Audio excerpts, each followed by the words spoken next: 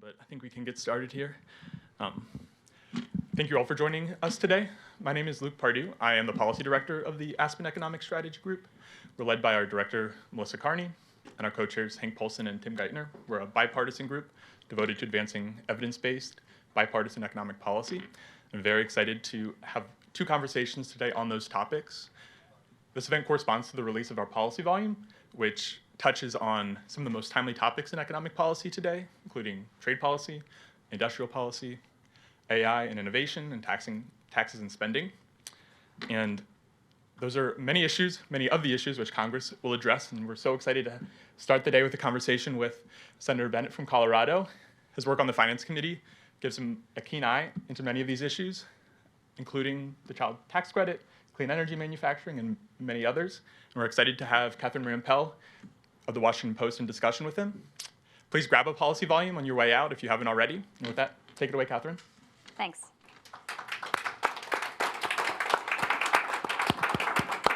Thanks all for joining us, and thank you, Senator Bennet, of course, for agreeing to the grilling. I actually didn't agree to a grilling. Well, no, it's okay. we'll be gentle. Go ahead.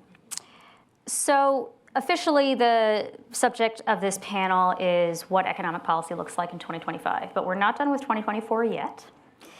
And obviously, we had a majorly, I don't know if shocking is the right word, but a message from the voters recently about how they feel about the economy and how they feel about the incumbent party. And I'm just curious, what your sort of top line takeaway is about what that message was. If you look at most of the polling over the last 2 years, when people were asked about the economy, beyond just the headlines on inflation, what you would hear people say is 70% of the American people say they want a radical transformation of the American economy. The Washington Post exit polls after the election were over said over 60% of the American people want a radical transformation of the American economy. The people that I meet in Colorado, which is a state that is doing really well compared to a lot of states across the country, feel more and more and more like they can't live a middle-class life, and that if their kids are in poverty, that they can't lift their kids out of poverty. And it provokes tears in my town halls and in my conversations. People saying, we live in this beautiful place, but the only way we can get housing is through a lottery. We live in this beautiful place, but there's nobody who can afford to live here who's providing childcare or providing mental health care for our community. Our parents are fighting every minute of their retirement to actually get the drugs that they've been prescribed. And we have no access to mental health care because of our mental health system. And so I think what we're seeing is people who have become extremely angry because they feel like no matter how hard they work, they can't get ahead, and they think their kids are going to be worse off than they are. This is the first generation of, I said to my colleagues, sorry to go on for so long, I'll stop, but I said to my colleagues when we were having the debate about kind of where the Democratic Party was going to head after Joe Biden's tough debate with Donald Trump, I said, if we re-elect Donald Trump, we will be the first generation of Americans to leave less opportunity, not more, to our kids and our grandkids, because we're going to run out of time to fix this problem. And I think of this problem as a set of, trickle-down policies, basically, that on trade, on immigration, on tax, on energy, that basically have been with us since Ronald Reagan got elected. And the result of that is the bottom 50% of Americans today have less wealth than they had in 1980. And so I don't think they thought that Donald Trump would solve that problem with his trickle-down economics. That's what I was going to ask. But I think what they thought is that he would blow up the system and blow up a system that they think is corrupt and bankrupt. On some level, it's incidental, I think, that Trump is, he started out as a New York Democrat. Now he's a Republican president. He's been elected twice. I think he's disabled both parties by saying, look how corrupt the system is. The American people know he's incredibly corrupt, but they think that he's going to blow the system up and therefore is somehow more honest than everybody else about the corruption that we face. That's a dark way to start our morning, but it's a non-trivial thing that we have elected a person president. I know this is a bipartisan group, that we have elected a person president again who could not get hired in Denver or Colorado for any normal job, and now finds himself being, I would say, in the most important job in the world again. So if voters' priorities are some of the concerns that you ticked off just now, child care, health care, the tax system being sort of not progressive enough. I'm thinking what else housing access, whatever. Yeah. That's what Democrats ran on, right. Or at least that's what their policy record or their stated priorities were about, and their platform and their campaigning. I know you, among others, were a major champion of the child tax credit, as we just heard. Joe Biden talked a lot about housing access. The IRA was supposed to help bring down pharmaceutical costs, at least for the elderly.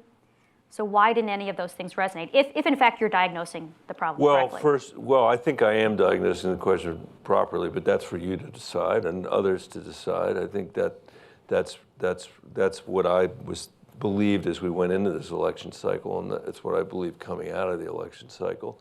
I don't think policy mattered, as I said. There's no way that anybody would support Donald Trump's tax policy if they were worried about the things that I was talking about. I mean, he did promise a bunch of other, in addition to cutting corporate taxes, he also said eliminating taxes on Social Security and overtime. That's true, and actually there is some sense that some of that may have broken through, so you're right about that. He's not going to make anybody's early childhood more affordable, probably. He's probably not going to. He may do, who knows? Maybe he'll work on deregulating housing in ways that will create more housing. But I do think that we didn't lose a policy argument. I think we lost a political argument. We lost an argument of blowing things up.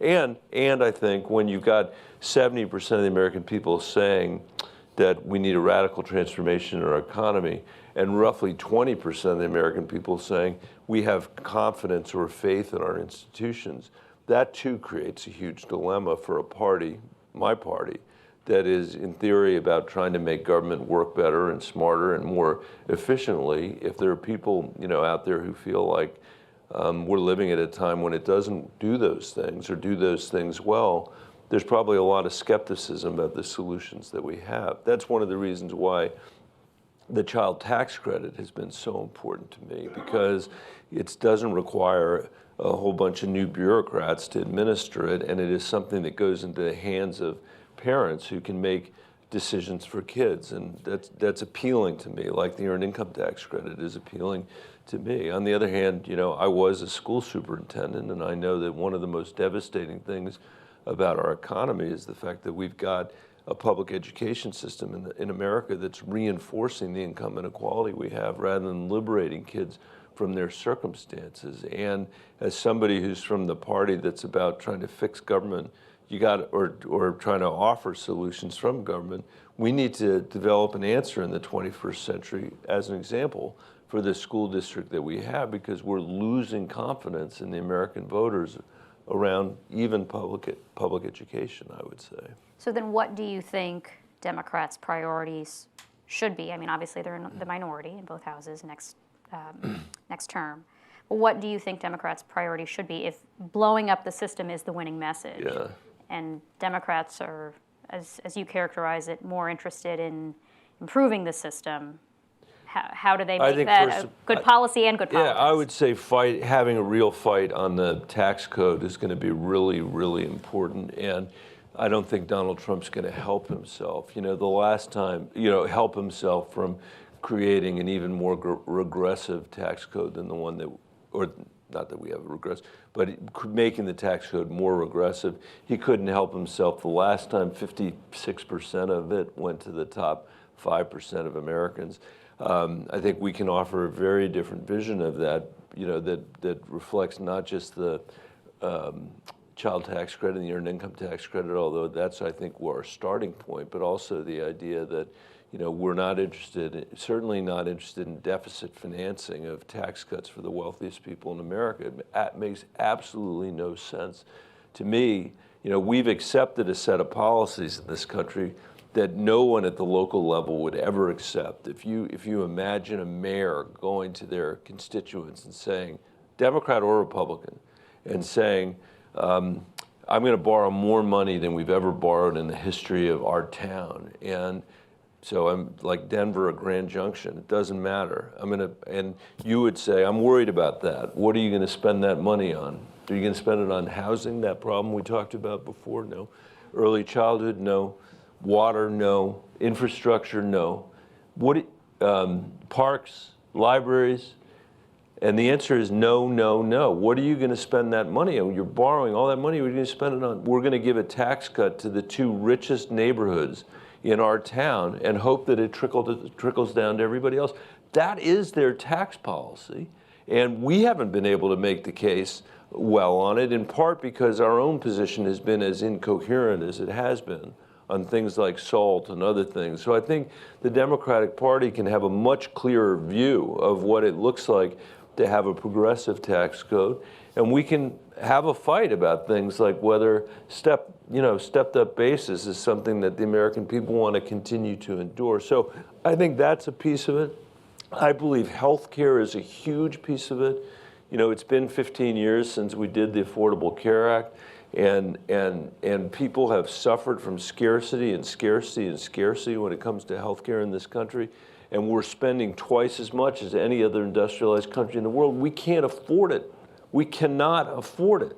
And it's delivering much worse, results that are getting worse and worse and worse compared to the competitors that we have, both economically and from a healthcare point of view. I think housing, which has gotten a lot of attention and you've paid attention to as well, that is the #1 pain point in America right now, I would say, other than access to mental health care, which is another huge thing that we're facing, especially the next generation of Americans. I think the much has been written on the need to be able to build more housing in America, and we desperately need to do that. So there are 3 ideas. Let me stop. Drug prices also, as a subset of health care, I think are both very smart from a policy perspective and the best politics of anything. So. I mean, again, it didn't make the difference this time around. It didn't, but I'm not sure that we were clear enough about what we had accomplished. Let's drill down a little bit more on tax policy. Large chunk of the tax code is expiring next year.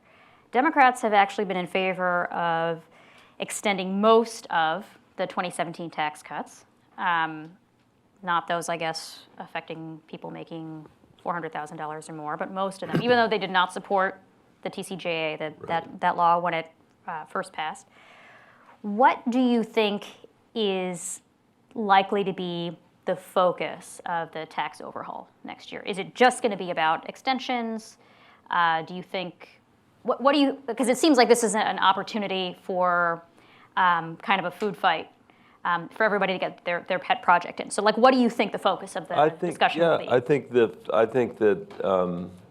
I'd say the focus is impossible to predict when you've got Donald Trump as your president. Nobody can predict it. The Republicans don't know either what it is he's going to want to do. He made a lot of promises on the campaign trail that, will, if we end up going down the road that he's proposing, our kids and grandkids will never be able to afford to do anything in this country because of what's going to happen to the fiscal condition of the United States. And we may have some debates as Democrats about what we want to do. I was one of a very small handful of people in the Senate who voted against the extension of the Bush tax cuts. So for a long time, I've worried about the fact that we have been making the code work less well for working people, and we haven't been paying for it as we go.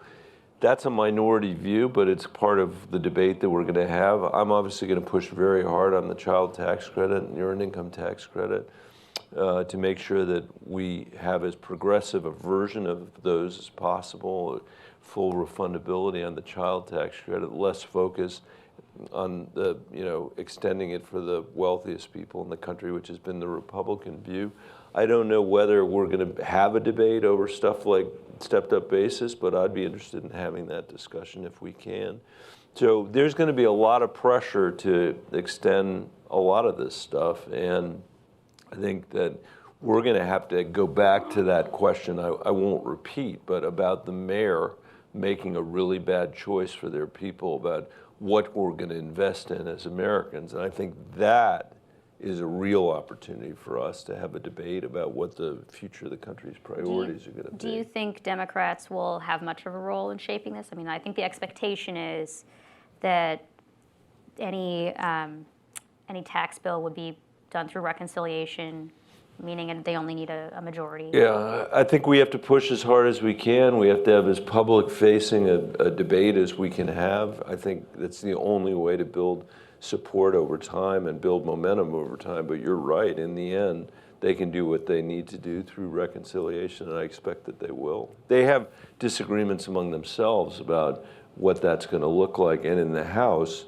when you're dealing with the smallest majority in, I'm not sure American history, but certainly in a long, long time, that presents the possibility for mischief. I'm laughing because mischief is a fun thing to do, but it presents the possibility for mischief and the possibility that if they don't have every Republican vote, there might be a role for Democrats to play.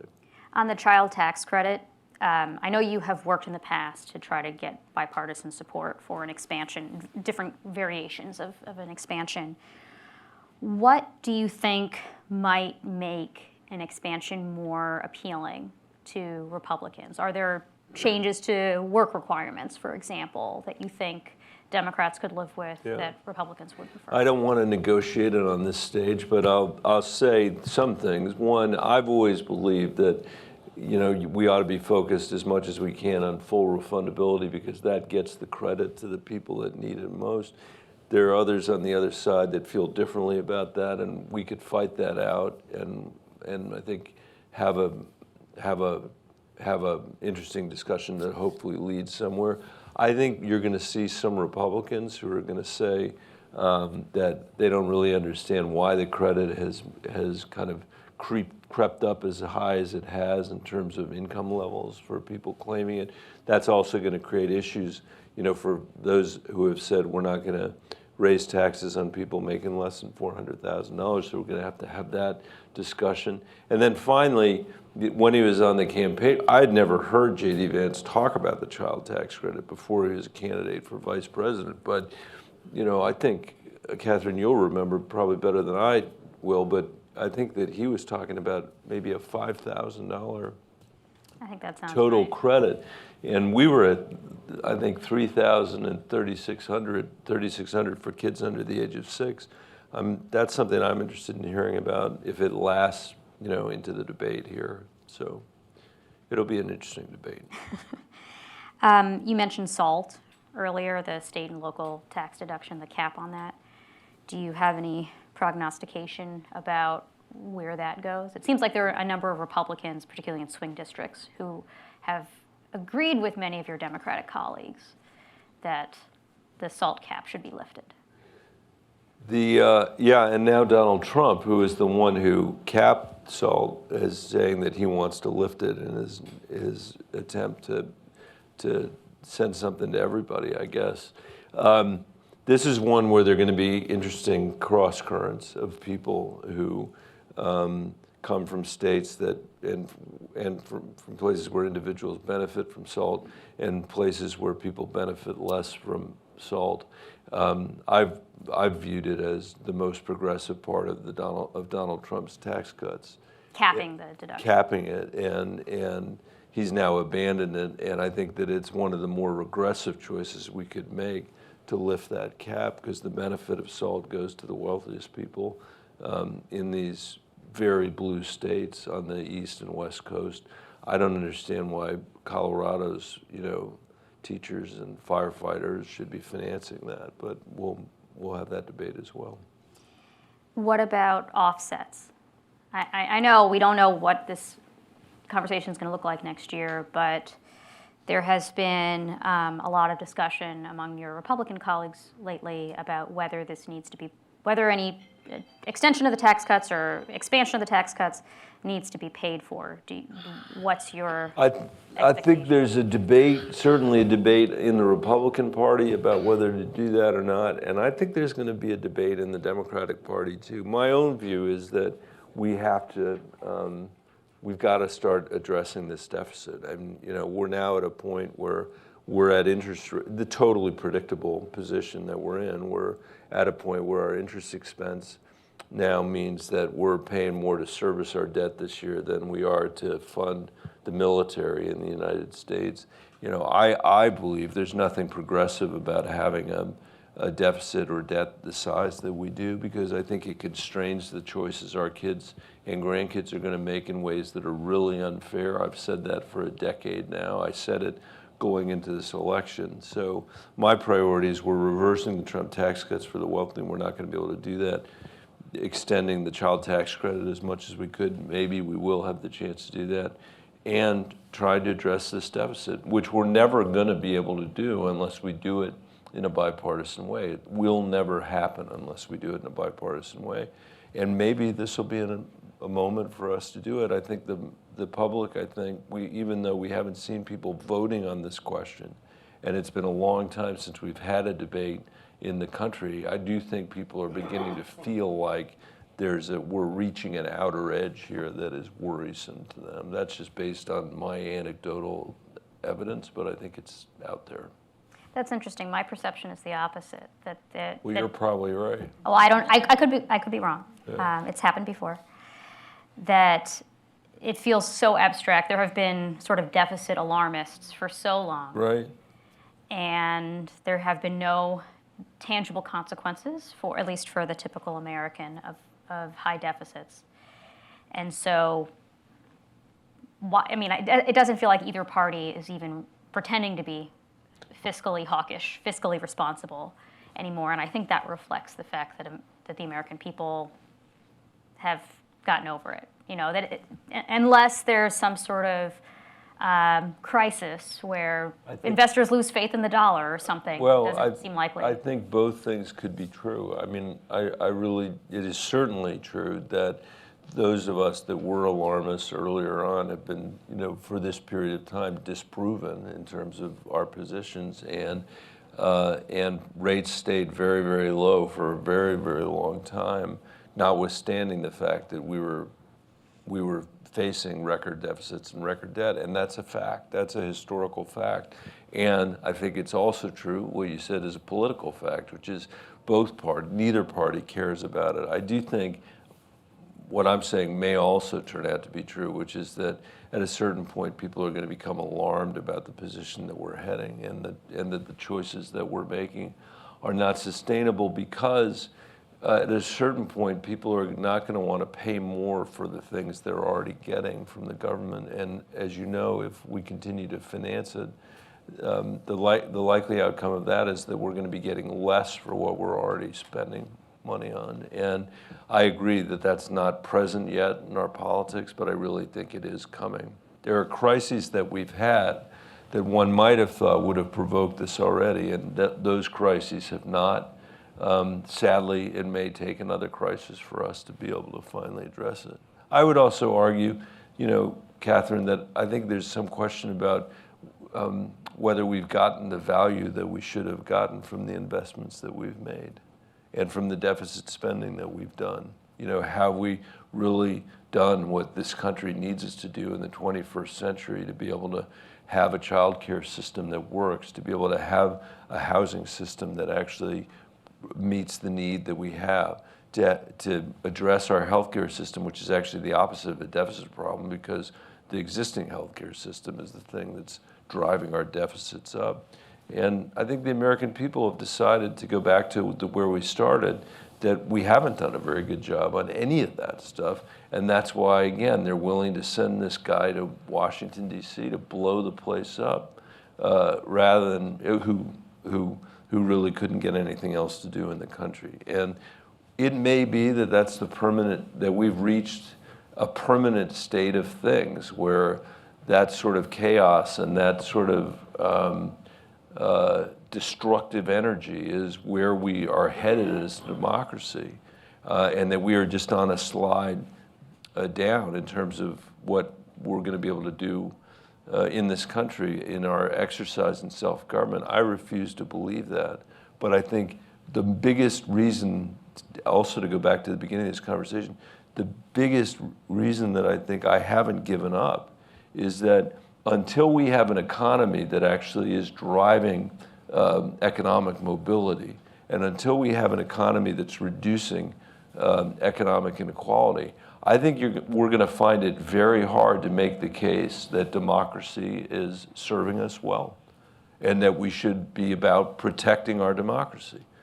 We have been at our strongest point as a nation when we have stood for both freedom and for opportunity. And there are a lot of people in America right now who don't think we can stand plausibly for opportunity. I'm not talking about the Democratic Party, I'm talking about both parties. And that, to me, is the major threat that we face. That's the work we have to do. That's the work that I hope this organization will do, is take on that question.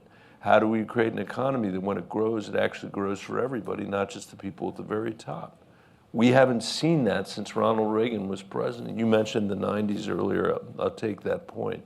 But overall, we really haven't seen it since Ronald Reagan was president. And the next generation of Americans, the people that are graduating from college now, they're the first Americans where 50%, well, even older than that, people that are now in their 30s are the first generation of Americans, 50% of whom are going to earn less than their parents earn. That is a dangerous position for a democracy to be in, and that's the position we're in today. It seems like one of the prescriptions that both parties have adopted in terms of creating more opportunity is a resurgence of industrial policy. At least that's one interpretation of why there has been more bipartisan interest in industrial policy. I'm wondering where you think, broadly speaking, the party's interest in industrial policy of various kinds goes in the next few years. I think it will only build. I think there was a consensus in this city and in other places. I can't think of the number of times that I sat at the Aspen Institute in Aspen, not here, but and by the way, you should come out there because it's even more beautiful than here. But the number of times when people would stroke their chins and sit on a panel talking about how this is just what you should expect in a global economy, that there was going to be disruption, but you couldn't hold back the tide of capitalism, you couldn't hold back the tide of trade. I think Donald Trump had a preternatural sense that that's not where the American people are on this, and he's right about that. That is not where the American people are. They believe we made really bad bets in outsourcing stuff to China and to Southeast Asia, to talk about it as broadly as we can, and they want us to change that. Now, what are we going to do about that? He's proposing 25% tariffs on China or on Canada and Mexico. I think a better idea might be to adopt My America's Act with my colleague from Louisiana that would basically try to build on the USMCA, the work that we've done with Mexico and Canada, and try to include as many Latin America countries in that conversation as possible so that we're extending our footprint, 330 million Americans, throughout our entire hemisphere in a way that allows us to compete effectively with 1.4 billion people in India and 1.3 billion people in China. That's not the way Donald Trump views this at all. But so I think there is an important debate, an important question about what the lessons are that we're going to learn. But I do think there is a massive bipartisan consensus in the country that a lot of the promises that were made on those panels at Aspen and at other places turned out not to be fulfilled. So Joe Biden signed several pieces of legislation that were major expansions of industrial policy, the Inflation Reduction Act, CHIPS, I guess to some extent the infrastructure bill I would put in that category. Yeah, I would too. And again, it doesn't seem to have made the difference. Do you think the Democrats doubling down on this, on industrial policy, as you said, you think Trump had sort of correctly identified this as a political need, has been unsuccessful so far because we just haven't seen the fruits of it? It's too soon, essentially. Like, we haven't seen a burst in manufacturing employment, for example. You've seen an increase in manufacturing construction. Is it too soon? Is it the wrong kind of industrial policy? Is it that people think that they want this, but then it doesn't have the deliverables? I'm just curious how you interpret the fact that Democrats have already gone down this route. I think it's actually been very successful. I also think it's too soon to see the fruits of it, a lot of the fruits of it. But I'll tell you what, all throughout this entire election cycle, I was out, not just the election cycle, the last 2 years, all over the state of Colorado, in red parts of the state and blue parts of the state, at celebrations of where the infrastructure bill was showing up. And the folks that showed up to celebrate those things were Republicans and Democrats who were seeing the most significant investment in our infrastructure since Eisenhower was president. That was hugely successful. I mean, I don't think it made the difference in the election, but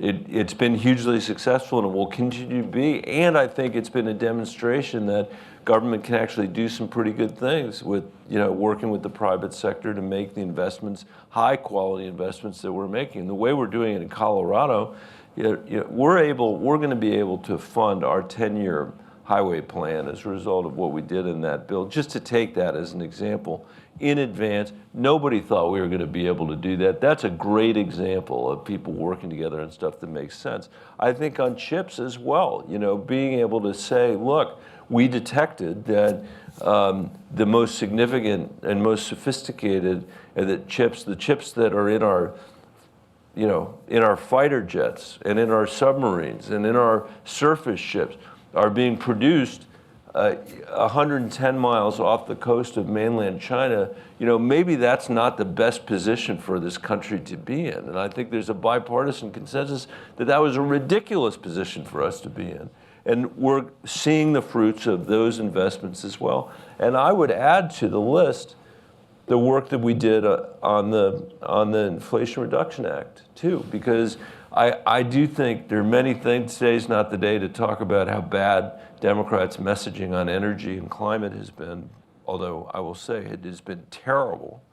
But this country, from an energy perspective, is so much better situated than any other country in the world because of the abundant, fossil fuels that we have, the abundant replacement for fossil fuels that we have, the innovation, the relative lack of corruption that we have, and the Inflation Reduction Act, the provisions that are in there, many of them tax provisions, are going to give us a competitive, advantage and benefit that I think is really, really exciting. So you take those three examples that you mentioned, and I think the American people are saying we want to see more of that, not less of it.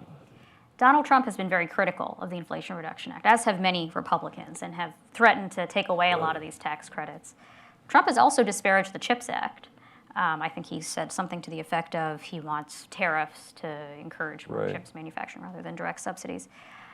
Do you think either of those things is under threat in the Republican trifecta? Any of it is, and all of it is, and it just depends on the day that Donald Trump wakes up in the morning. I used to be so sorry for my Republican colleagues in the Senate when he was here the last time, because it was like one of those old Japanese monster movies. I don't know if you remember, you're probably too young to remember those, but I remember those.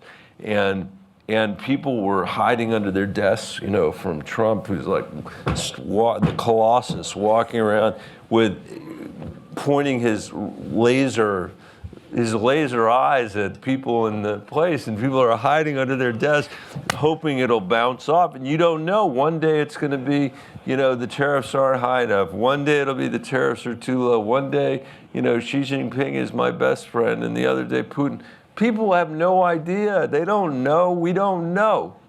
But I hope that those of us that believe that that there is the chance for more industrial policy, as you described it, in this country, that we can work together as Democrats and Republicans to preserve the best of what we need to preserve. I mean, the American people are desperate for a set of energy policies that gives them a view about what the future is going to look like. Like, how are we going to get to a place where we're at net zero and where we're leading the world on that question? But how are we going to do it in a way that doesn't destroy our economy?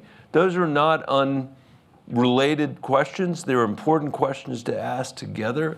It's conceivable to me that rational people working in a bipartisan manner could actually get a better answer together than one party could get by themselves. Whether we're able to do that in Donald Trump's Washington, D.C., I don't know.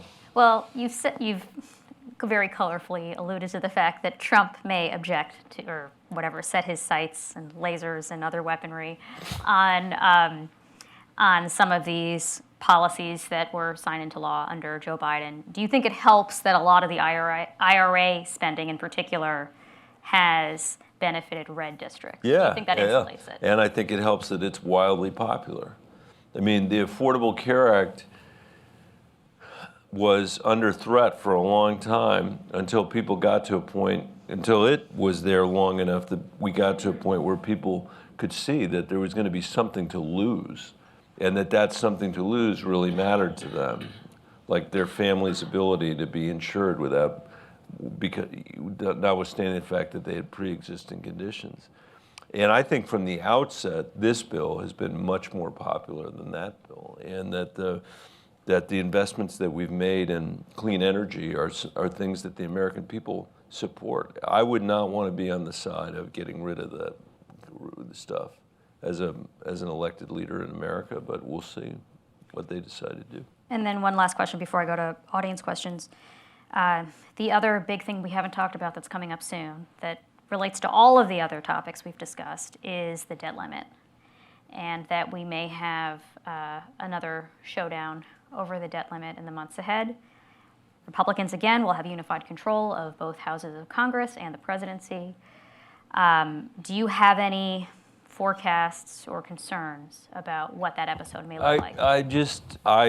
I don't have no forecast for the same reasons that I said earlier, and I always have concerns. We'll have to see. I mean, we've got to get to a place where I think where we're having debates about the substantive policies that we're talking about here, and in a place where the American people can feel like their exercise in self-government is going to stay, that we're going to keep the lights on. But how that happens here, it's going to be interesting to see. Do you think Democrats will be cooperative? I don't know the answer to that. Okay. All right, questions from the audience. Yes? Yeah, we have mics coming around. There's a lot of criticism about the Democrats' message capability, but I'm trying to figure out how you can improve your messages if the audience simply says, "I don't believe you. I don't care about facts. I don't care that this is the best economy on the planet in the last 4 years. I don't care about any of the information about the climate change. I just don't care about the facts, and I'm told by my side that it's all bull." So how do you improve your message? Do you start lying?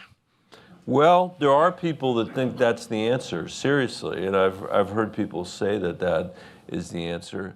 I think that we have a huge question in front of us about how to get to a place where we're consuming, as citizens in this democracy, edited content again, in making the decisions that we need to make. There's a massive number of people in this country this time, in this election, that weren't engaging with edited content. They were engaging with unedited content every single day. And we obviously have not figured out how to replace in particular, the local newspapers that have been destroyed by these digital overlords like Mark Zuckerberg and the rest of these guys that, without our permission, have stolen our privacy, our data, and our local newspapers. And one could say, okay, that's just the way capitalism works, or you could look at it the way I look at it, which is my economics have been compromised, my privacy, my data have been compromised, our children's mental health has been dramatically affected in very negative ways, and we need to put ourselves in negotiation with those guys. And my hope is that what comes out of that, among other things, is a better environment for people to make decisions than the one we have right now, which is terrible. That may be really Pollyannish, and I admit that, but I do think that just like economic mobility, to me, that is a critical part of how question of whether you can run a democracy or not. You can't run a democracy based on lies, I don't think. You can run tyrannies based on lies. In fact, you have to run tyrannies based on lies. You have to. And if you've read anything about the history of the Soviet Union or Eastern Europe, you know that's true. We have historically offered something different than that, we, America, and I think we have to stand for something different than that. But what we have today won't work on that score. And on the second point, I'll just go back to what I said earlier. I don't think it's because people were believing in lies. I think it's because people feel like they cannot live a middle-class life in America anymore. And that and they do have deep skepticism about whether or not the institutions or government are going to be able to help them, and those aren't all poorly earned in some respects.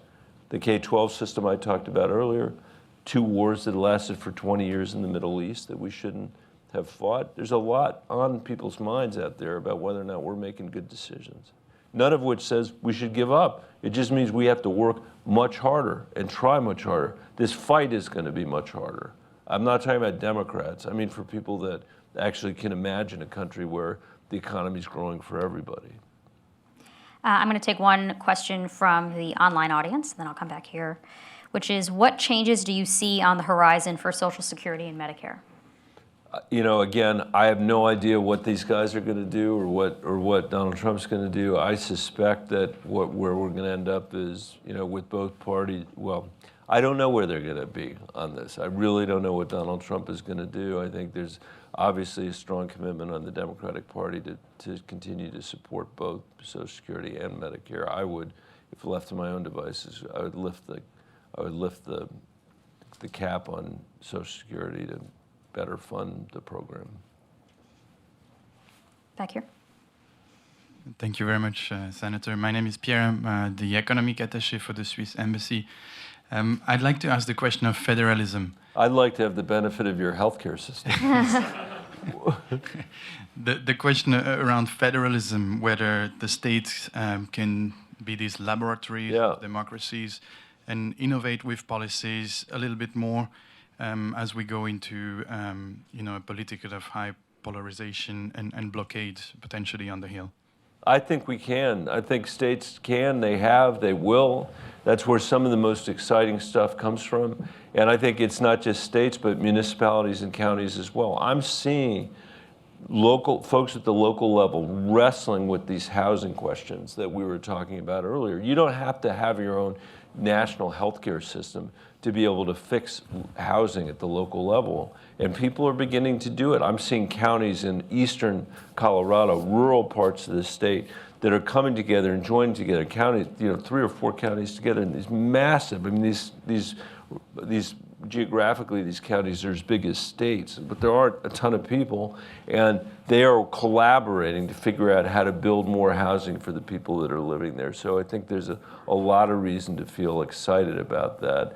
I do think when it comes to things like our civil rights and our fundamental rights, like a woman's right to choose, thinking about the states as laboratories is the wrong way to think about that. That's a civil right that people should enjoy, whether they live or benefit from or be protected by, whether they live in Texas or whether they live in Colorado. But I think for policy issues like the ones we're talking about. That's one of the great benefits of being in America, I think, in the way we're organized. Other questions? Sorry, I'll give much shorter answers to try to get it to as many people as I can. All of the chatter in D.C. is about reconciliation for the last month, essentially. You would presumably be one of the 7 Democrats Senate Republicans would try to target to get to 60 votes for non-reconciliation bills. Are there specific bills or even ideas that have been talked about that can get to 60 in the Senate and that you think would come up in the Republican trifecta that on the issues you've talked about, like housing and childcare? Haven't seen it yet. I think the majority is focused on a debate they're having right now about whether it's going to be one reconciliation bill in 2 parts or 2 reconciliation bills. So we're not yet at the 60 vote threshold, but hope springs eternal. I'm sorry, I'm not going to call it. I'm going to take another question from our online audience. If you were in charge of the Democratic Party's energy policy communications campaign, how would you do things differently? I would say that there's no country in the world better situated than we are. I think I said that earlier, and it's true. It's incredible. I would stipulate the idea that we have to get to net zero by 2050. We do. I would stipulate that. And then work backward from where we are today. I wouldn't assume a world where, that you got to turn off fossil fuels tomorrow, or assume a world where we shouldn't be capturing fugitive methane from natural gas because that implies that fossil fuels are going to be around for a while. I mean, that is the policy advice, political advice that a lot of people have been giving. I think when you live in a world where we saw what the reaction was to Putin's invasion of Ukraine, I think it's quite unlikely that people are going to vote to make their energy more expensive in a today in a democracy to make those changes. But unlike lots of other things we talked about today, there's such abundance here that I think there is the opportunity for us to be able to get to that net zero, which we desperately need. That's not a compromise on my part. I believe in that.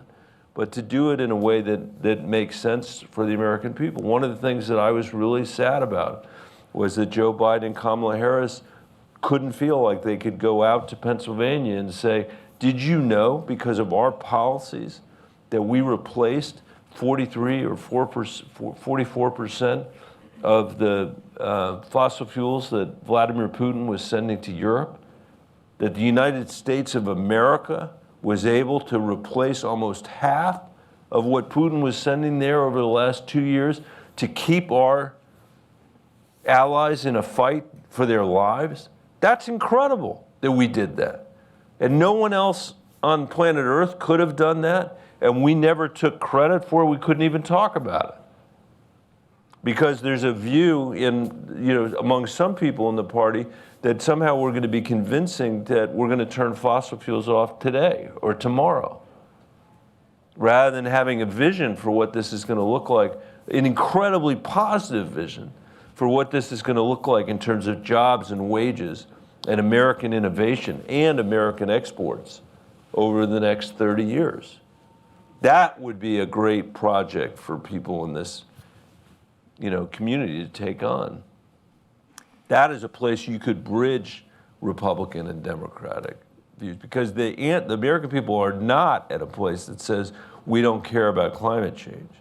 That's not what they believe either. They believe in climate change. They believe it's real. We need to address it. They don't believe in drill, baby, drill. What they want is a rational policy, and we can supply that. I think we have time for one more question, if I recall. Let's take these 2. Is that okay? Yeah, sure. 2, okay. You get the last word. Okay. No, please. Okay, thank you. Mine's more specific about mechanisms for relief. The dependent care FSA program, for example. I have 2 young children, a 3-year-old and a 1-year-old, and the tuition of daycare for 1 month is more than our mortgage. Both of my husband and my employer provide the opportunity to enroll in that program, but it's a maximum of $5,000 a year. It seems to me like that could potentially, I'm not an economic expert, but a mechanism where if you have Neither am I. I should have said that at the outset. But if you have two tax-paying adults in a household, the opportunity for both of them to be eligible through their employer rather than just a maximum per household, and I'm wondering what the opportunities for. We're working on that, actually, on the Finance Committee. Who's the Republican? Yeah, Marsha Blackburn is the Republican on that. We've got a tax credit proposal to try to address that. I don't worry about, or I think things to think about are, we don't want to end up in a place, in my view, where we are with healthcare, where I think it's almost obvious to everybody that having employer-provided healthcare is incredibly inefficient and expensive, and probably not something that most employers would sign up for today if we were working on a clean slate. I think we want to make sure we don't make the same mistakes when it comes to childcare, and we also want to be sure that we're driving quality, just like in the housing debate that we need to have. I keep pointing at Catherine because I read her stuff and I know she's writing about this stuff. But it's not just about abundant amounts. It's also about the quality of housing, quality of health. Childcare is really, really important. And one of the things I really worry about K-12 education is also true about early childhood, which is the entire system that we have is predicated on the idea that we're somehow going to be able to lure women into, our schools in an economy, the one that we used to have, that was discriminating against them and saying you have two choices, one's being a teacher and one's being a nurse. Our whole K-12 system is still funded based on that theory. And our early childhood system is funded based on that theory. And your point about childcare costing more than your month's healthcare, your mortgage, is exactly the point I was trying to make at the beginning. You just made it more eloquently. It costs more for childcare in Colorado than it does to pay for somebody to go to college. It's crazy. And so I do think there is a role for them to play, but we've got to do it in a way that's smart. My name's Mark Silverman. Talking about compromise with tax law. In 1986, Bradley and Gebhardt came up with a bill which President Reagan decided was better than his efforts at tax cutting. And that was passed, the 86 Tax Act, the most significant tax bill in a long time. I'm just wondering whether or not you think there's any receptivity to an approach like that on the Hill to try to get our system, not that all of 86 was great, but to improve our current tax system. I mean, I would be a billion times for something like that. And it would require us to have a level of imagination about what the incentives and disincentives in the American economy look like, what we're going to do about the deficit stuff that we talked about earlier. I mean, you would have to have an underlying political structure that allowed you to kind of get to that level of imagination. And I would like nothing better. Could hope for nothing better. And I hope, notwithstanding the fact that people elected Donald Trump for the reasons that we were talking about earlier, that there's going to be the chance for people to be able to come together and work in the way that you described. One of the problems that I have, this is not a complaint really, I'm not bitching and moaning, but I'm making an observation, is that the Senate doesn't legislate anymore. We are basically an employment agency. If you look at what we spend our time doing, it's true, it's sad, it's pathetic. If you look at what we're doing our time spend our time on, we're spending our time cranking through nominations. That's what we spend our time doing. We don't have broad debates like the tax debate that you described. We don't vote on amendments. Last Congress, we had I'm going to say this here because this might be the only room in America that cares about this. We had 19 amendments that passed the U.S. Senate in the last Congress, and they were pitiful.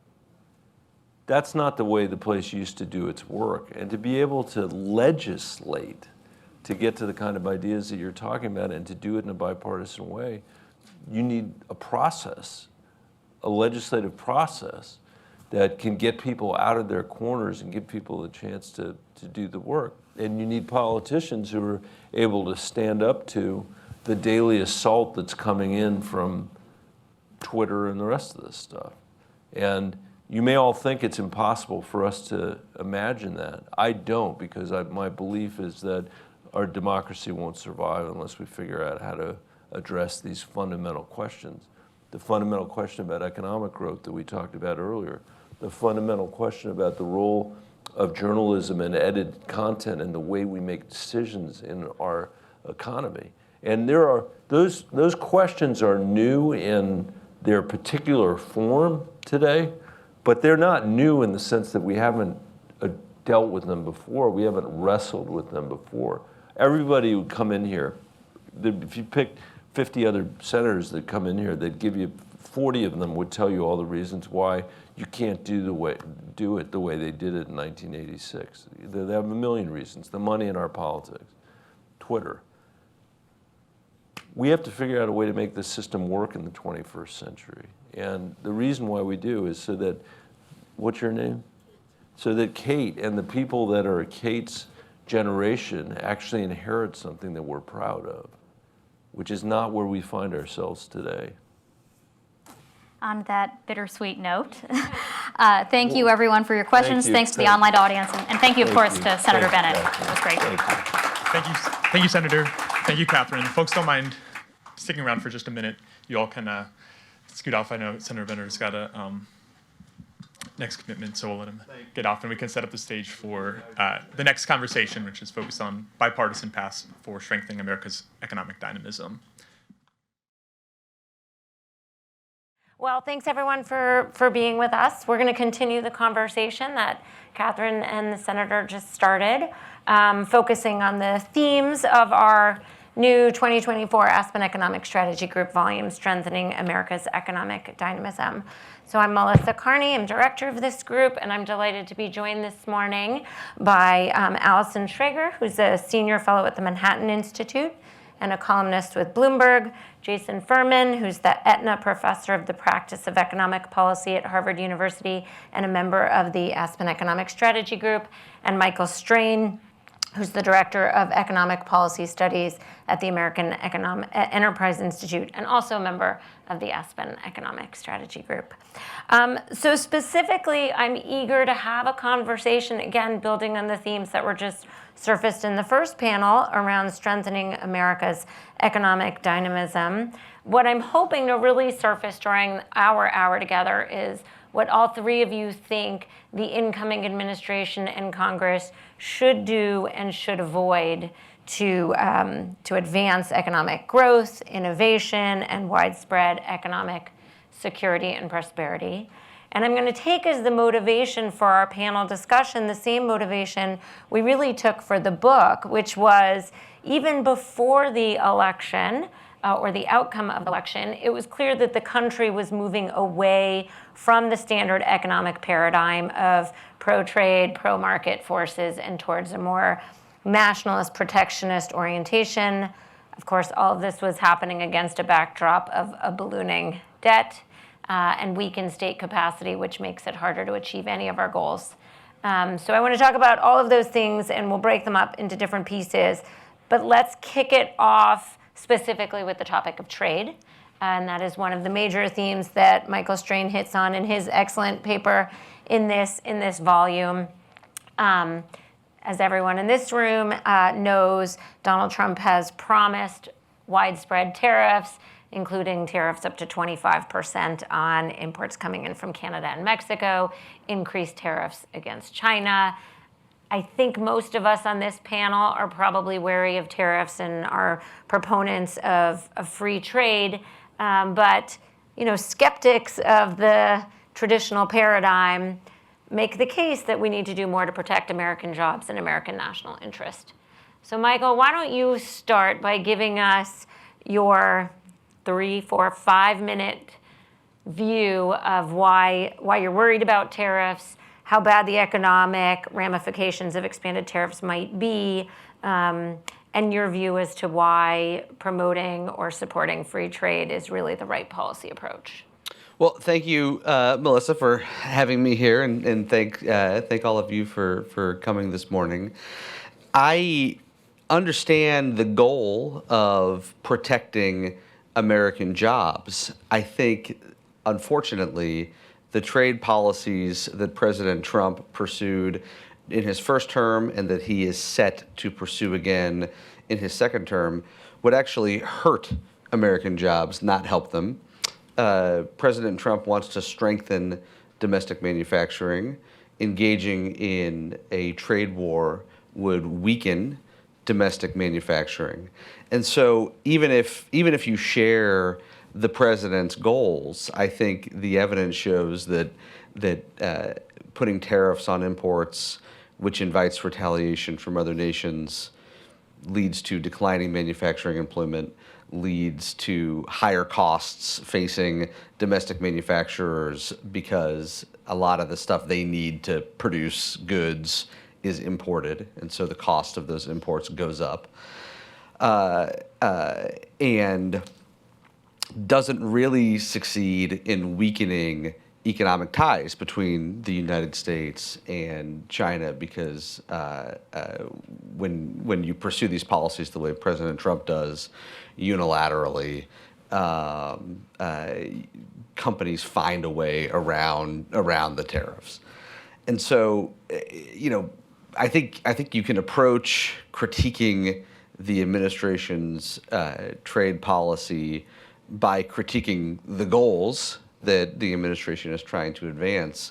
But even if you accept those goals as being reasonable goals, the policy of tariffs and tit for tat trade wars does not advance the goals the administration is trying to pursue.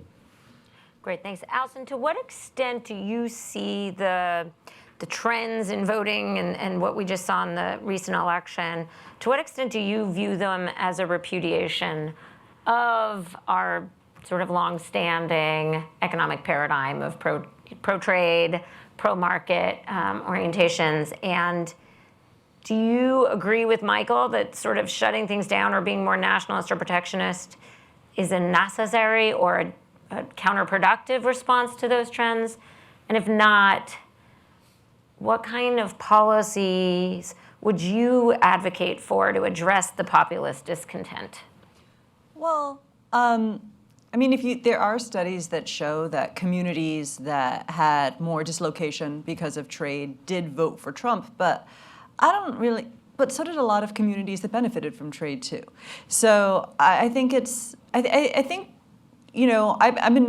all economists should be reflecting a lot, because, I think we all feel like neoliberalism, I guess we all, free markets, freer trade has worked. And I think from our perspective, it has, yet people were really unhappy. And I think that should cause some reflection. And I feel like when I'm explaining to people, well, look, living standards are higher, income is higher, in fact, and income volatility is lower.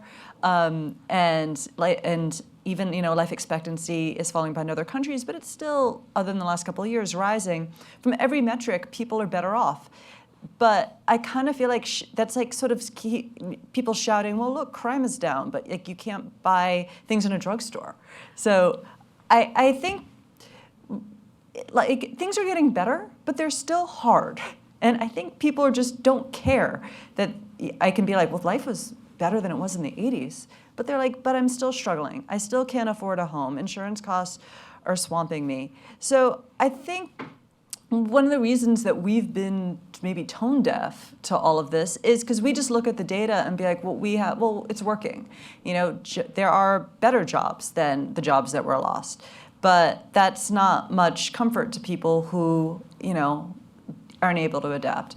Or I think the other issue that I think people are facing is we are in a stage of economic transition. And if you look at economic history, and you look at the move from agriculture to industrialization, that also took a long time and made people very unhappy. Anyway, I think we can all agree it improved everyone's lifestyle a lot. I remember Joel Molker telling me how for the first 50 years of industrialization, they couldn't get men to work in factories just because they found it so demeaning. This whole idea they had to go somewhere and be told what to do all day. It's not even like it was that much better or worse than subsistence farming. It was just the change was really hard. And I think people are struggling with the change. So I agree with Michael that trying to turn back the past and trying to make us poorer so people feel better is not the solution, but we can maybe help people. We are richer than we were in the industrial era, or the early industrial era, so I think we can do more to help people change. And I think we've had the wrong approach in terms of just enlarging the welfare state, although some of it was wise, some of it wasn't. And instead we want to help people sort of thrive and adapt. And by making the labor market more dynamic, making things more fluid, and making it cheaper to move, just so, their change also has a lot of opportunity, and helping a broader swath of the population really benefit from that. Jason, do you agree with this general diagnosis of the issue that, in fact, trade has been good for people, but maybe we didn't do enough to move the transition along well for everybody? It seems like this is going to be an issue that comes up with continued advances in technology as well. And so maybe Allison's right, we can't be tone deaf, and there's some lessons to take here more broadly. I think I maybe mostly agree with that, but let me just say, first of all, trade for the vast majority of Americans, the only way they interact with it is by buying things. And they buy a greater variety, a cheaper variety, and by the way, that matters much more for lower income Americans, moderate income Americans, than for high-income Americans. So if you are concerned about all these problems in the economy, I don't think the right answer is to go out, and there's 10,000 different tariff lines right now, and there's a different tariff rate on a backpack, whether it has like Velcro or vinyl or a zipper or not a zipper, and adjust those different tariff lines. That's just not remotely something that relates to or helps the vast, vast majority of Americans in terms of getting better jobs and jobs that pay more. So the whole thing to me is, I agree with Michael, it's counterproductive, more likely to be negative than positive. Even if it's positive, the upside is extremely limited from the fact that we're mostly a services, non-traded economy. And I think in some ways that's the tragedy of the trade debate, is it's been a substitute for conversations people should be having rather than a complement. I should also say I don't believe in complete and unfettered free trade, but most of the restrictions on trade I support would actually make the problems you're concerned about worse, not better, but they would do it in service of some other objective. We have trade restrictions with Russia. No one would claim those trade restrictions are about helping the middle class, creating jobs, strengthening American manufacturing. We understand that we're paying a cost. I think it's a quite small cost for a very good goal, so absolutely justified, but it's a cost. Similarly, I think there's justifications for trade restrictions on China. Those two are a way of making all the problems you care about, Melissa, worse, because we care about a great power struggle, the future of Taiwan, and the like. And so, this. How much do you all read the current eagerness for trade restrictions as a reaction to domestic policy needs versus in service of national interests of the kind you were just talking about? I mean, in the Biden administration, the China rhetoric was mostly the national interest. Small yard, high fence. We benefit from trade with China, but there are certain things that national security is greatly at stake. Now, you could debate whether or not they lived up to that rhetoric and followed that principle, but the principle was clearly that. For President Trump, there's an awful lot of zero-sum language, trade deficits, inherently bad language. It's sort of harder to take national security seriously if you're talking about Canada than if you're talking about China, although I guess we do have more of a land border with Canada than we do with China, so maybe you could make the case. The last thing I'd say is also just the other way in which the substitutes is most jobs that are dislocated aren't because of trade. And so you really don't want a separate policy to deal with dislocation from trade than you do for everything, than you do for everything else. Yeah, I feel like, as I said, I've always been a very free trade enthusiast, but I got to say China's challenged a lot of my feelings around it. I mean, I think we learned during the pandemic that 90% of the materials that go into antibiotics come from China. I mean, there are legitimate security issues. There are issues around putting a country that big into the global trading system as fast as it did. So, I mean, I think, I'm becoming more, less upset about the idea of tariffs for national security reasons, which, to be honest, we've always had. It's not really, and probably are preferable to sanctions. It worries me that we need to be very clearly defined in what our goals are. And I worry it will sort of spin out of control and just sort of be like industrial policy, like poorly defined, but like a tool that we're quite keen to use. I actually want to pick up on that. That's a really, the way you framed it, I think, is a perfect framing for the conversation that we need to have around industrial policy, which is also something that's promoted as a way to build up national security interests, make sure we can build the essential elements and goods that we need to build for national security interests, but also as a job program, also now in some sense a child care program. It's a lot of different things. Michael, I know you have a recent op-ed where you argue that some of our industrial policy legislation, you call out specifically the IRA, is so vague that it's hard to ever be able to actually say whether it's successful.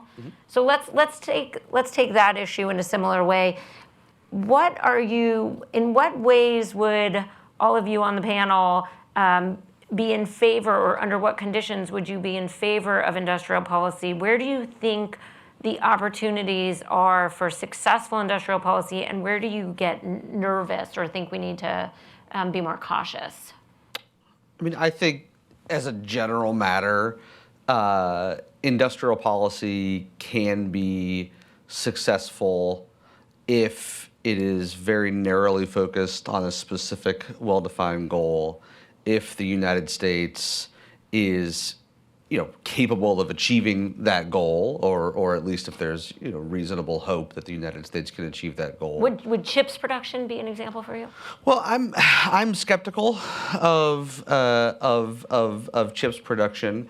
The Semiconductor Manufacturing Association, the trade association that represents that industry, argues that as a consequence of the CHIPS Act, by 2032, the U.S. will be producing around a quarter of leading-edge chips. That's probably an optimistic assessment, but even if that assessment turns out to be true, in the event that there's some sort of a war that affects chip production, or not necessarily a war, but increasing geopolitical tensions that affect chip production in Taiwan, or if there's another pandemic or something like that, it's not clear to me that the U.S. producing a quarter of those chips somehow makes us more secure or more resilient, especially when you have to consider what would the price of those chips be, how would those chips be allocated if they're prohibitively expensive for certain manufacturers, et cetera, et cetera. I completely understand being concerned about the concentration of chip production in Taiwan. It's not obvious to me why the response to that needs to be that production is relocated to swing states in the U.S. presidential election. It's not clear to me why the appropriate way to deal with this is unilaterally as a nation. We have anointed Intel our national champion, and I think that looks like a shaky decision given all the problems that Intel is having. This illustrates the way in which big, broad industrial policy can invite cronyism.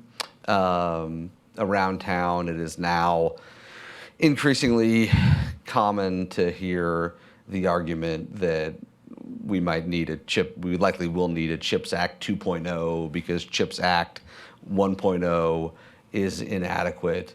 It's increasingly common to hear that if Intel continues to have the types of troubles that we've seen, that they are too strategically important to fail, and that Congress might have to reach in and bail them out. And so, I think that step one, identify the goal. I get the goal of being concerned about chip production in Taiwan, but it's just not obvious to me that the CHIPS Act, or even a CHIPS Act 1, a CHIPS Act 2, and a CHIPS Act 3, would meaningfully address that goal in a way that maintained fidelity to the responsibility of the government to use taxpayer funding in a reasonable way. Anyone want to defend this kind of policy more? I'll just talk about how I think about it. The most common way to talk about industrial policy for its proponents is benefit-benefit. You get the chips, but you also get high-paid jobs in manufacturing. There are some cases where you could have benefit-benefit, where you have an infant industry, you have huge increasing returns to scale and the like. I think it's pretty rare and very unlikely to be the case in chips or any of the green technology we're doing. And so then you're in benefit-cost world. What's the cost? Well, when you do these programs, you drive up the cost of construction. So you build more microchip factories, but you build fewer other factories. You drive up interest rates. So you make it harder to build homes and harder for homeowners. You help the people that get jobs in the factory, but you don't help them elsewhere. As a jobs or economic thing by itself, giving money to Intel or TSMC or Micron or whatever would be about like the 1,001th list on my top 1,000 jobs and economic programs. Same thing I'd say about like giving money to aircraft carrier makers. That would be very, very low on my list of middle-class job creation. But if you want an aircraft carrier, you want microchips, you're going to have to pay money for it, and you'll have to pay more for American ones. And I think there is a big benefit to that. When I look at the microchip program, my guess is the benefits outweigh the costs, that it's worth paying somewhat extra, distorting our allocation of capital away from more productive things to this for national security reasons. For industrial policy, there's also places where the costs exceed the benefits. I would think that's true of trying to do a certain amount of green technology production in the United States, using the windmills, using the solar panels in the United States, incredibly important. Where they're made, I'm much less concerned about. And then finally, there's areas of industrial policy that I think of as cost. You spend a lot of money, you try to lock in a new technological standard, and you pick the wrong one. Or you have protection, your industry doesn't use that time to get better and more competitive, but stays sort of flabby and uncompetitive.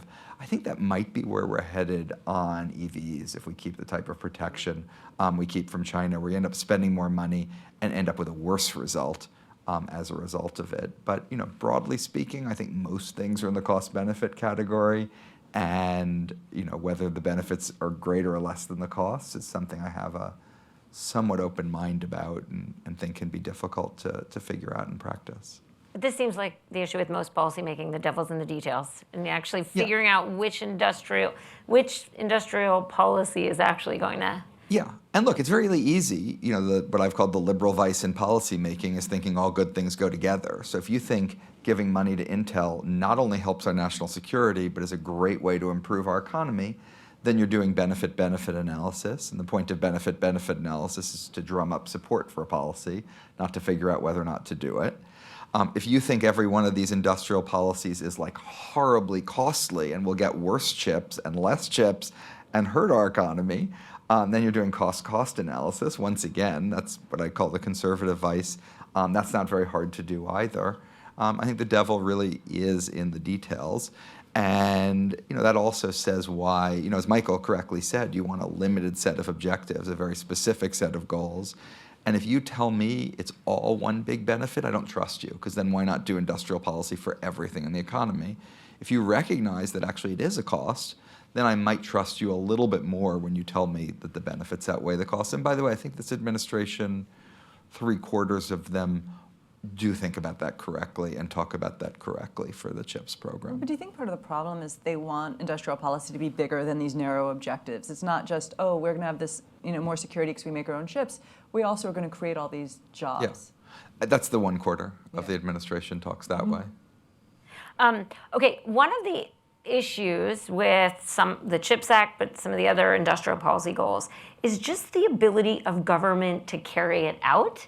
And if you all haven't read this yet, Zach Liskow has an excellent paper in here on the issue of state capacity. He talks specifically about the instance in transportation. It's really costly in the US and all of that. I think thinking about the government's ability to do things well is really relevant now with the conversation about Doge. So we've got, don't laugh. Doge is kind of like anti-industrial policy. Well, I think it's pretty interesting because the impetus is we're going to bring in this advisory board to make government more efficient, and the impetus seems to be by cutting it. But if we take Zach's paper at face value, actually we need to be spending more, having more personnel and spending more to get high quality personnel on certain issues.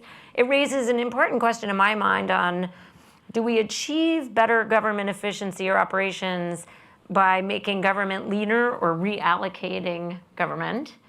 So in all seriousness, what do you all think about the potential for an advisory board on government efficiency to achieve more government efficiency? What do you think needs to actually happen to boost public sector capacity to do things well?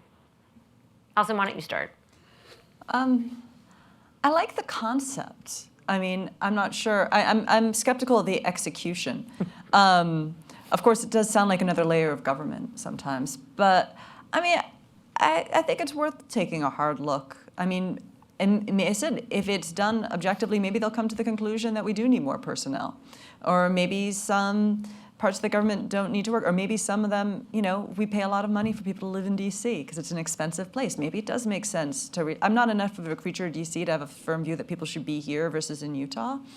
But I don't think, as I said, we take a hard look sometimes at our spending and are like, what is the best way to do it? And the idea of holistically looking at it over and being like, how can we be more efficient? I like the idea. I don't know if the framework they're doing it, I don't know if the people involved are the best people to do it, but I like the concept, if not maybe, as I said, worried about the execution. Jason, do you have any optimism? I think, look, a lot of administrations have had things to tackle fraud, waste, and abuse, to do efficiency. We brought a bunch of people in from the tech industry to work on different parts of our government services. We reformed procurement. We did things on improper payment. This is in the Obama administration. We did things on government contracting, et cetera. I think some of those efforts have had a bit of success. None of them have had a lot. I'm skeptical that this one will. And the reason I'm skeptical, and this will, by the way, will segue to our next one, is first of all, I think, again, it's a little bit like trade. It's a bit of a distraction from from where the big issues are. Now, if you're doing everything together and it doesn't substitute for them, that's fine. But if it does, that's a problem. And just to put some perspective on it, if you got rid of every single person that works in a civilian job for the federal government, the amount of money you would save in compensation over the next decade would not be enough to pay for extending the tax cuts. So, the tax cut debate as a fiscal matter is just much, much bigger, and we'll come back to that. Second, let's look at the Social Security Administration. They're not like the Twitter that Elon Musk inherited. At first, people were talking that Elon Musk was going to destroy Twitter with all these job cuts. And then I looked at a graph of Twitter employment, and it looked like he wanted Twitter employment to go back to what it was in 2018. When it worked perfectly fine, and I realized he was right, and all the people yelling at him were wrong. Now, he hasn't helped their revenue side of the equation, so I don't think he's run the place brilliantly. But on that, he was right. That's just not true of the Social Security Administration or federal employment. It's generally down, not up. Social Security administrative costs are 0.5% of total spend.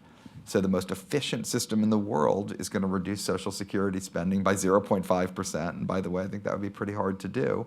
What do you need to do to really save money? You need to say some people get less benefits. And that's where efficiency has a shortcoming. Efficiency is about getting the same output with fewer inputs. And unfortunately, most of the ways we need to save money in the federal government isn't getting the same output with fewer inputs. It's getting less output. And we need to just decide where that output is output that we can afford and really need, and can't afford and don't need. And that's just a much, much harder job than the one they've signed up to do. Okay, even if they can't save a lot of money by cutting government personnel, it does seem like they seem pretty committed to going after government regulation, which fits, I think, quite nicely with our goal of increasing dynamism and innovation. Are you at all optimistic that cutting some government regulation might, even if it doesn't reduce government costs in any substantial way, could lead to more economic growth? Are you asking me? Sure. Yes, I am. I think, I think what the first Trump administration did was slow the growth of regulation rather than really take a cleaver to regulation. But I think that is the right direction. And in many parts of the economy, I think there's very good reason to believe that excessive regulation or kind of layer of regulation upon layer of regulation really is impeding economic growth and impeding the types of economic activity that would benefit middle class and working class workers and households. It's not clear to me, the word efficiency is in the name Doge.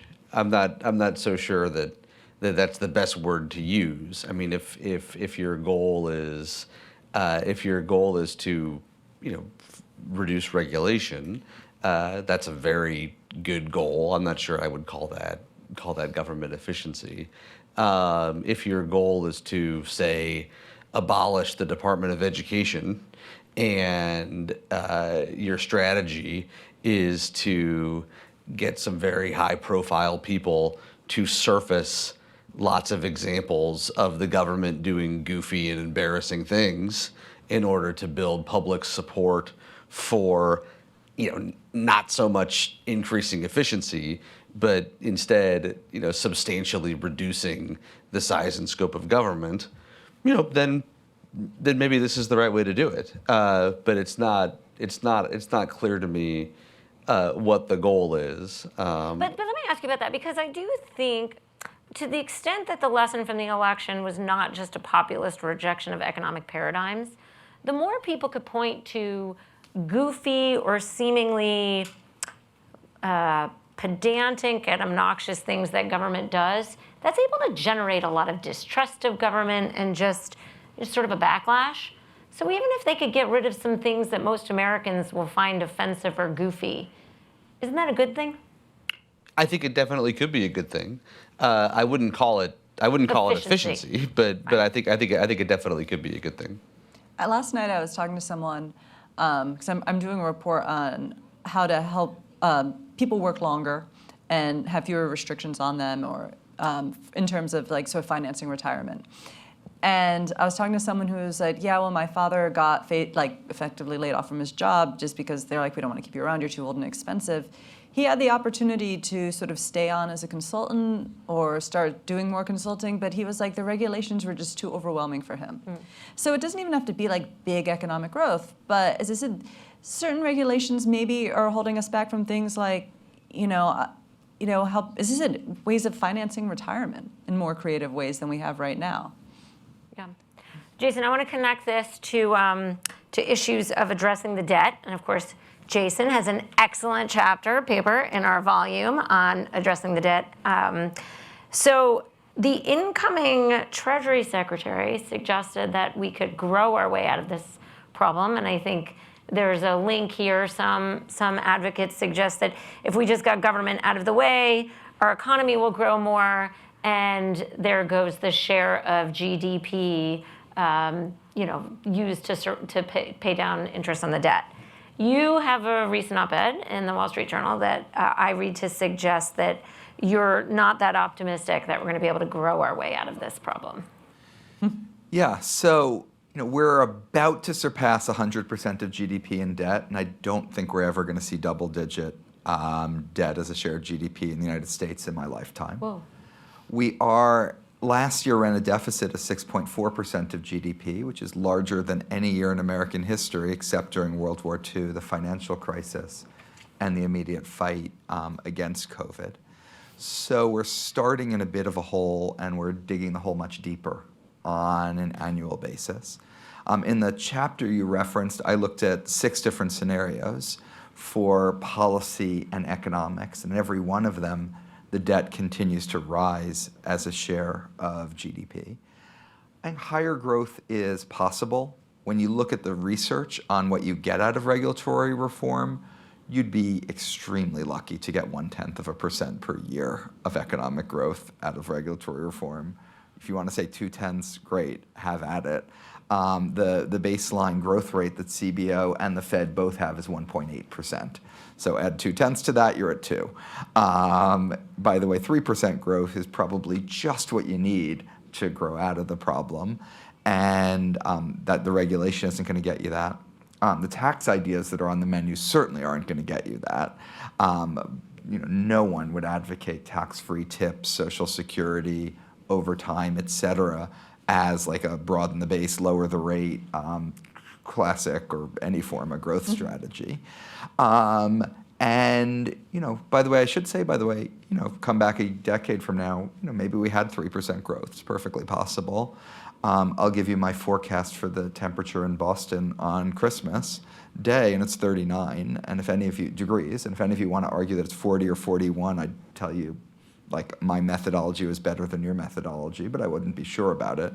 If any of you want to tell me it'll be 30 or 50, that's flat out wrong as a forecast. Just there's no basis for thinking that that could be the case, but it might actually end up happening. And so there's a difference between what the right forecast is and the variability around outcomes. So no, we are not going to, it is not at all reasonable to expect that we're going to grow out of our way out of this problem, which means we're going to need to do something. And I don't think that thing is Doge.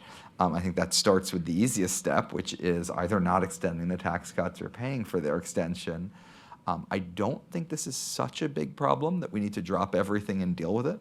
In some sense, we've run up this huge debt with much fewer problems than I would have thought 25 years ago if you'd asked me. So we've learned we have more fiscal space than we ever realized, but we've also used more of that fiscal space than I ever expected us to use.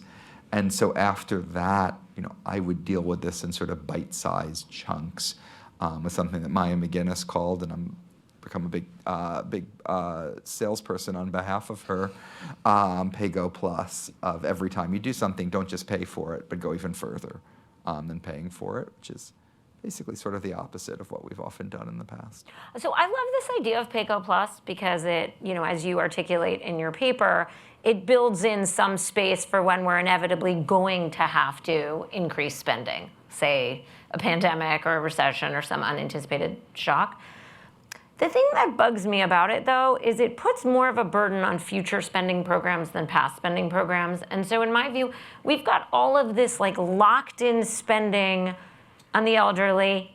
I love the elderly, but I'd like us to spend more on kids, on housing, on other things that invest in the future. And now we need to make sure we pay for those plus.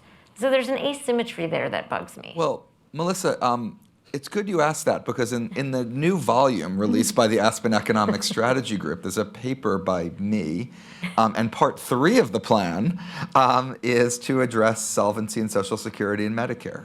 Social Security solvency 2035, Medicare 2036. I worked in the Clinton administration, that's where I got started in government, basically on Social Security reform, and we were arguing it was urgent to act because 40 years from now, we're going to run into a problem if we don't act. President Bush, I didn't agree with his solution, but I very much agreed. He's very urgent to act because 3 decades from now, there's a problem. Now it's down to 1 decade. And to me, how are we going to ever deal with our debt? One possibility is high interest rates will force us into it. Another possibility is a fiscal crisis will force us into it. I think much better to use what is in some sense a legislative forcing event, and a little bit of an arbitrary one because it's arbitrary government accounting, but one that's served us, I think, really well for the history of these programs. There's a lot of whisper in Washington of let's just use general revenues to get out of the Social Security and Medicare problem, then we don't need to reform them. I actually think if you did that, the elderly would do just fine. If you made Social Security an annual appropriation, at least every other year they'd get a big benefit increase and be just fine. That's what happened before it was indexed. It's the rest of the budget that would get really squeezed and really hurt, including investments on children, research, and our future. And I would be remiss if I didn't give a little infomercial to a paper that we had in last year's volume from Mark Duggan on ways to reform Social Security to make sure we protect benefits for people who really rely on Social Security income, but make it more progressive. So that's a way of renewing and spending. So Allison and Michael, are either of you optimistic, or if not, why not, that we might see this incoming administration or Congress actually do something about this problem? I do feel like people are talking about the deficit and debt more in recent months than they were a year ago. Well, Scott Bessent does bring up the debt quite a bit. I mean, I feel like I've never gotten the sense Donald Trump's someone who's concerned with debt. But he does have members of the administration who are. But I think, as we've been saying, I mean, sort of the whole problem is entitlements. And no one seems particularly motivated to do anything about them. Anyway, it really, as I said, you had that paper, it's really not that hard. So I'm not optimistic they're going to do... It's not hard in a policy sense. It's the politics that are hard, is what you're saying. The politics are impossible. I mean, somehow the narrative has become keeping Social Security where it is, and I guess hoping general revenues pay for it someday, is saving it, rather than putting out a more sustainable path. But I'm not terribly optimistic this administration is really going to take it on. I mean, I would like them to, but I don't think so. So, small thing about that, I think I don't think they're going to voluntarily take it on. Yeah. So I don't think you're going to see a Clinton or Bush real huge, genuine, well-intentioned effort to save Social Security, because it will definitely be fine for the next 4 years. What is an open question, though, is what happens to long-term interest rates and mortgage interest rates. And if mortgage rates are higher 2 years from now than they are today, and it's not the Fed that you can point fingers at anymore, it's the federal government and its profligacy that you can point fingers at, the issue may be thrust upon them, and it may be what he ends up having to wrestle with. And by the way, I do think he's rhetorically concerned with the debt, but he's explicitly said, let's do this government efficiency stuff now, worry about entitlements later. And I think they're going to try to see if they can keep the market under control with sort of rhetorical flourishes and claim, forward guidance about, they care about the issue, hoping that type of confidence keeps interest rates under control. I don't know that works. Do you think if they underwent like massive entitlement reform, that would lower the 10-year?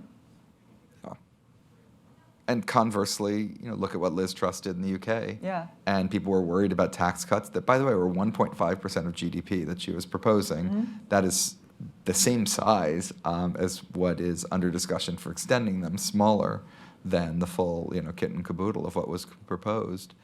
So a lot of this stuff depends, I think, on psychology and expectations, not just, the put the deficit into the Fed's Furbis model and what does it do to interest rates.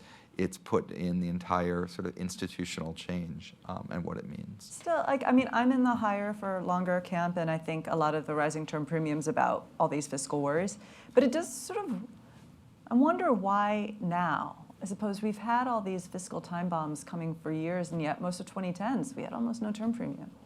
Oh, I think there are a lot of reasons to think neutral interest rates were really low. Back then, a world awash in growing savings, relatively weak investment demand, inequality that resulted in more saving, demography. Some of those forces have reversed. So you have more demand for capital now coming from green energy and AI. That's driving up interest rates, so leaves the federal government both less room to borrow, but also less need to borrow to prop up the demand side of the economy. But let's talk specifically, and then I'll open it up to questions about the upcoming debate that I'm hoping that we have on tax policy, right, with the impending expiration of key provisions of the Tax Cuts and Jobs Act. It's really one of the only sources of revenue raising that Trump has talked about is tariffs. None of you seem optimistic that tariffs are going to address this issue. What would all three of you, I want to hear, what would your priorities be for what you'd like to see or you think Congress and the incoming administration should do about tax policy in the coming year? Michael, why don't you start? Well, I think it depends on how kind of blue sky they want to be. And so if they want to just kind of extend the provisions that are expiring, and they want to do that without a big budget deficit increase, then they could repeal large portions of the Inflation Reduction Act and count those savings against extending the tax cuts.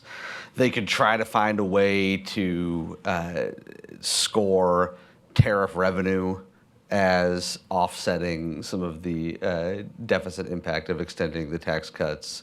They, might be able to find a way to get some Doge-inspired savings into the score.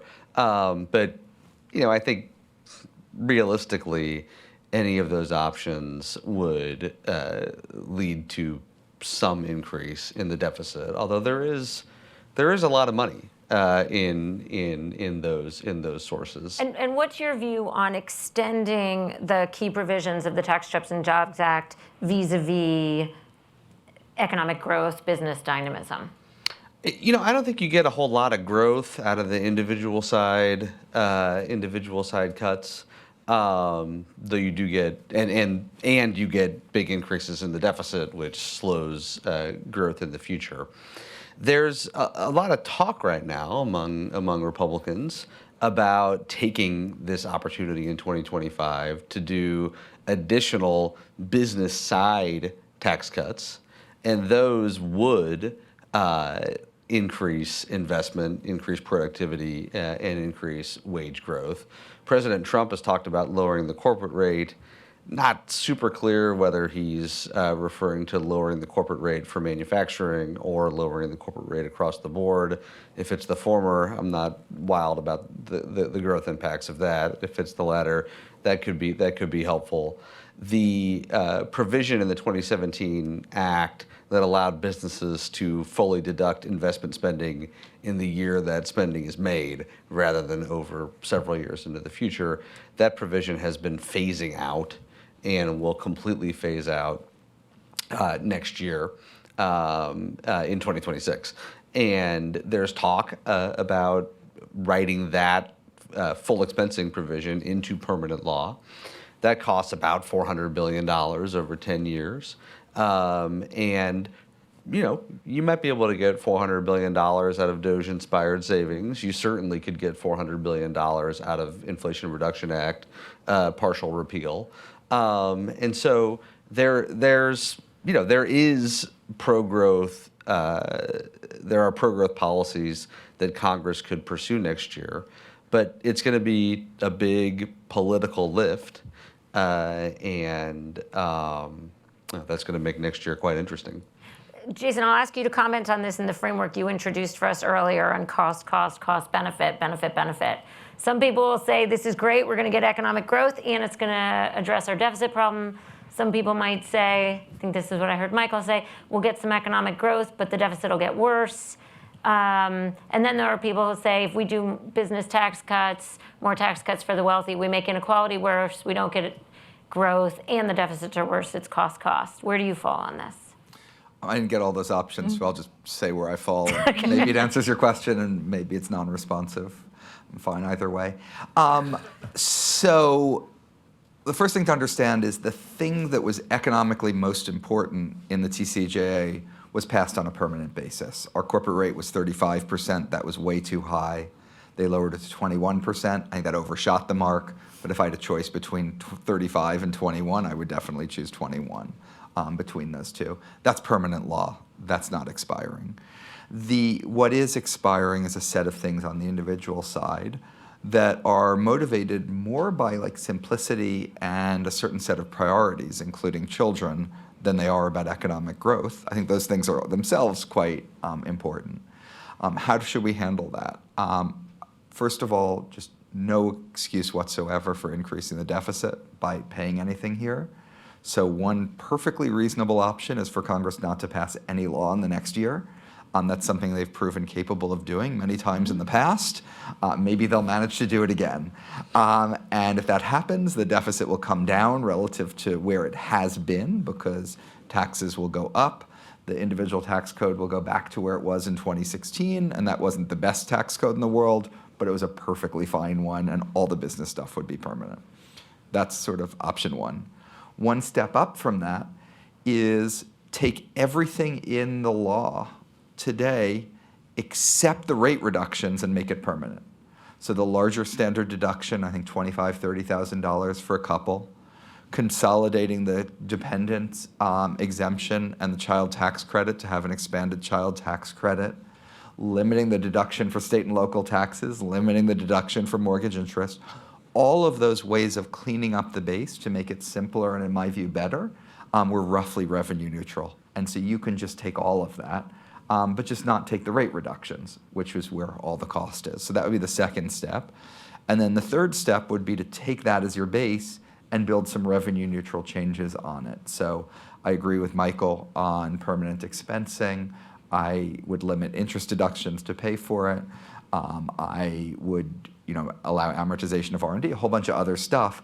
But what would be really fantastic, and I realize this is a fantastical thing to wish for, is if these changes were actually permanent.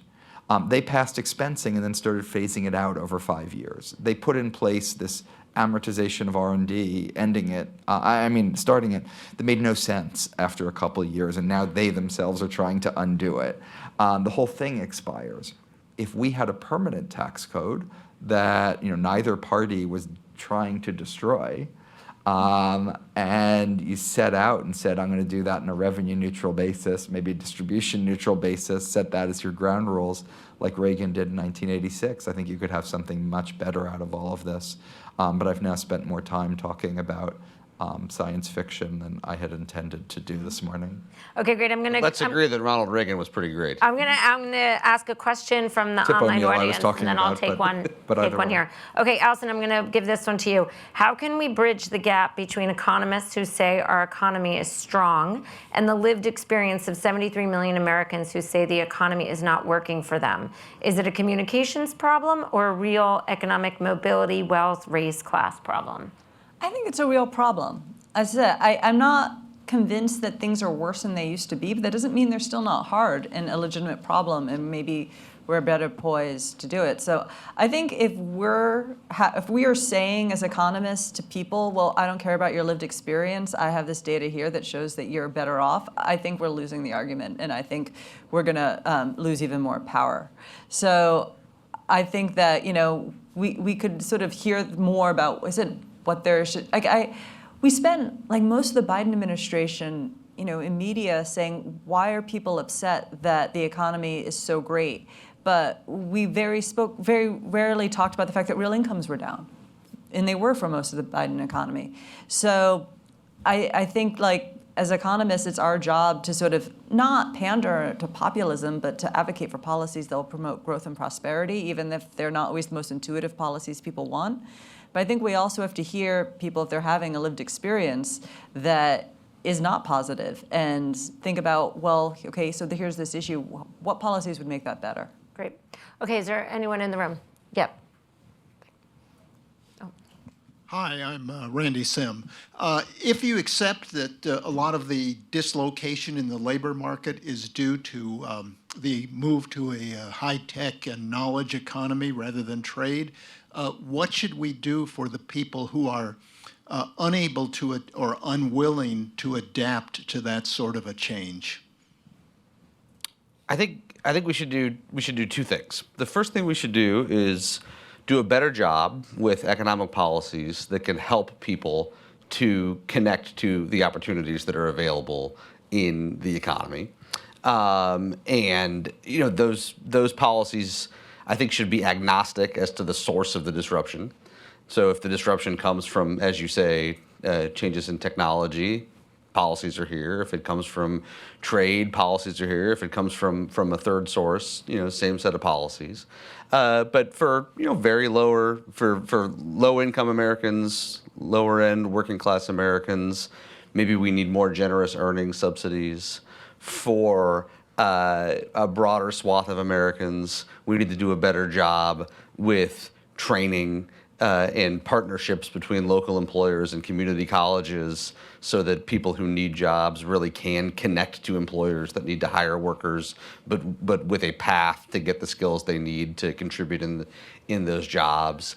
I think we should be looking at ways to make it financially easier for Americans to move from a part of the country where there aren't a lot of jobs to a part of the country where there are a lot of jobs. And that's something that Americans used to do on their own, and that was a big part of the way that the labor market reached equilibrium following downturns. We could assist with that. So that's one big bucket. A second big bucket, I think, is a little more impolitic to say, but I think we should expect that people do those things. And I am becoming more concerned over the last 8 years than I was in the years prior to that treating people who have been who have experienced disruption, treating the white working class as victims, treating them as helpless people who don't have any agency, is quite counterproductive. And quite likely, the ubiquity of that message is affecting the choices they make in the economy. And if we could return to the way that President Clinton talked about personal responsibility, the way that President Bush talked about personal responsibility, I think that type of political culture actually might translate into better economic outcomes for workers. I'm going to ask one more that was a version, that question came in online too. I'm going to ask one more online, and then you get the last question. So let's be quick in our responses. Americans trust big business more than they trust their government. Do the answers to building American economic dynamism lie with the private sector, or is big business growing too big? It depends. What do you think about Walmart, Jason? So broadly speaking, businesses can be big because they make things people like and they make them better. And when you have organic growth, like Walmart, for example, that's evidence that it did something good for people. Businesses can also be big because they merge to monopolies or because they protect their monopoly power in ways that are illegal and detrimental to consumers. And I think the idea that all big business is good, which is sort of the traditional conservative view, or that all big business is inherently bad, which is the so-called neo-Brandeisian view, misses what is unfortunately a delicate and difficult balancing act that you need to do, in antitrust. Broadly, I think in most industries, I'm pretty happy that we have really big, successful companies in America, and most of Europe would do anything to have those companies rather than the ones they have. So I think on balance, maybe the progressive side needs to be retorqued into appreciating what I just said, but that doesn't mean sort of go wild. Great. Last question for the panelists.